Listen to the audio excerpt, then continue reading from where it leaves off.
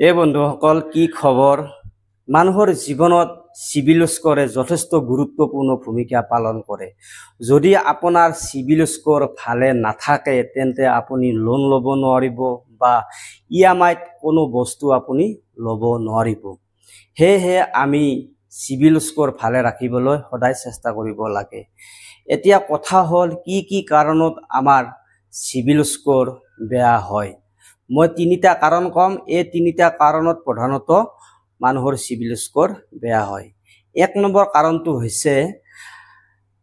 আপুনি যদি কোনোবা এটা বেংকত লোন লৈছে বা কোনোটা এপ্লিকেশনত মোবাইল এপ্লিকেশনত লোন লৈছে আৰু হে লোনৰ ইএমআই যদি সময়মতে পৰিশোধ কৰা নাই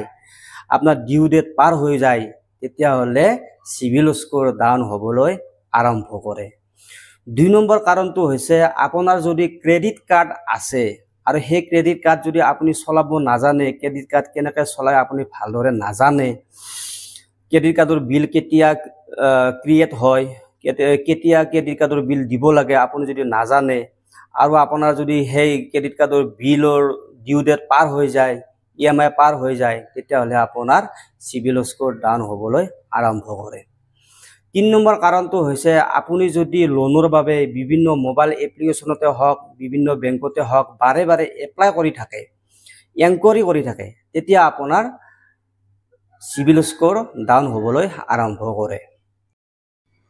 বন্ধুসকল আজিকালি CIBIL score Google pay phone pay বা বিভিন্ন এপছত চাব পাৰিব কিন্তু মই আজি এনেকুৱা এটা এপ্লিকেশনৰ নাম কম যেটো এপ্লিকেশনত আপোনালোকে একেবাৰে শুদ্ধ আৰু নিখুঁত সিবিল স্কোৰ চাব পাৰিব আপোনালোকে প্লে ষ্টৰত যাই সাৰ্চ কৰিব অন স্কোৰ আৰু সেই অন স্কোৰ এপ্লিকেশনটো ইনষ্টল কৰি আপোনালোকে তাতে একেবাৰে শুদ্ধ আৰু নিখুঁত সিবিল স্কোৰ চাব পাৰিব এবাৰ চেক কৰি চাব পাৰে ধন্যবাদ